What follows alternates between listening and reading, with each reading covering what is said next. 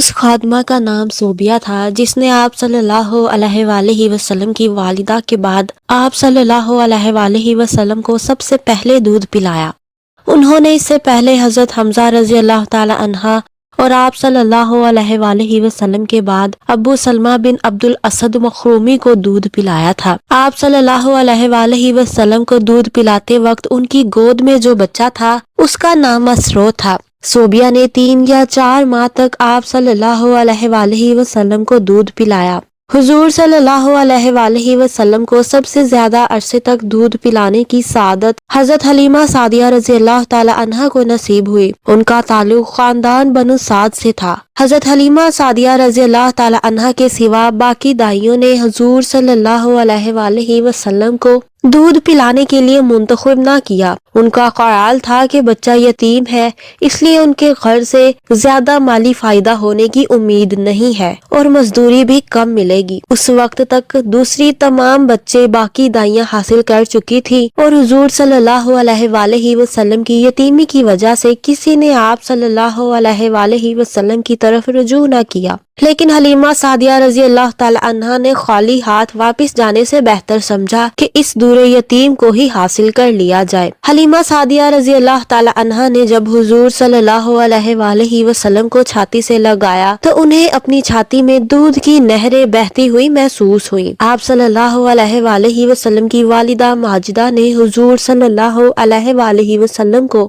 رضاعیت کے لیے be be Halima Sadia رضی اللہ تعالی عنہا کے سپرد کرتے ہوئے فرمایا، میں اپنے بچے کو خدائے ذوالجلال کی پناہ میں دیتی ہوں، اس شر سے جو پہاڑوں پر چلتا ہے، یہاں تک کہ وہ غلاموں اور درماندہ لوگوں کے ساتھ حسن سلوک کرنے والا ہے۔ حضور صلی اللہ علیہ وآلہ وسلم کو حضرت حلیمہ سعدیہ رضی اللہ تعالی عنہا نے 2 سال تک دودھ پلایا۔ حضور صلی اللہ علیہ وآلہ وسلم کے ساتھ شک صدر کا پہلا واقعہ اس وقت پیش آیا جب آپ صلی اللہ علیہ وآلہ وسلم کی عمر مبارک 3 سال اور بعد روایات کے مطابق 4 سال تھی۔ آپ صلی اللہ علیہ وآلہ وسلم ابھی حلیمہ سعدیہ کے پاس تھے۔ حضور صلی اللہ علیہ وآلہ وسلم کے ان دودھ شریک بہن بھائیوں کی تعداد 4 تھی جو حضرت حلیمہ سعدیہ رضی اللہ تعالی عنہا کی اولاد تھی، جن کے نام عبداللہ، امینا، صدیقہ اور شیمہ تھے۔ آپ صلی اللہ علیہ وآلہ وسلم کے ان دودھ شریک بھائیوں بہنوں میں سے حضرت عبداللہ رضی اللہ تعالی عنہا،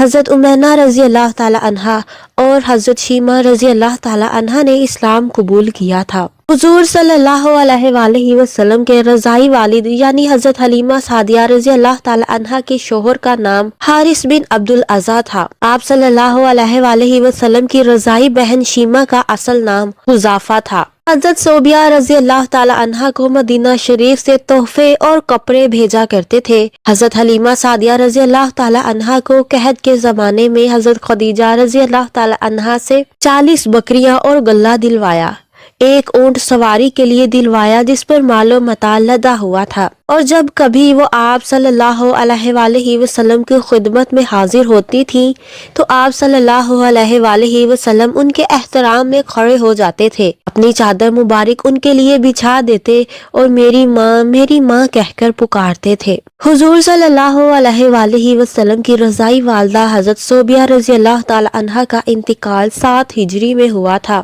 حضور صلی اللہ علیہ وآلہ وسلم کے چچا حضرت حمزہ رضی اللہ تعالی عنہا آپ صلی اللہ علیہ وآلہ وسلم کے رضاعی بھائی بھی تھے، جو حضرت صوبیہ رضی اللہ تعالی عنہا کا دودھ پینے کی وجہ سے آپ صلی اللہ علیہ وآلہ وسلم کے دودھ شریک بھائی تھے۔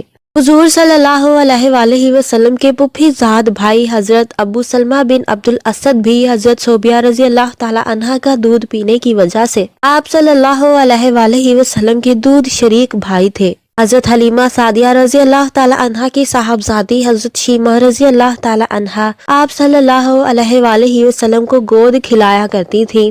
حضور صلی اللہ علیہ وآلہ وسلم نے قبیلہ بنو سعد میں اپنی زندگی کے ابتدائی 5 سال گزارے۔ ناظرین، ہماری اگلی ویڈیو حضرت آمنہ رضی اللہ تعالی عنہا کی زندگی مبارک اور حضور صلی اللہ علیہ وآلہ وسلم کے اسماء شریف کے متعلق ہو، اسے بھی لازمی دیکھیے گا۔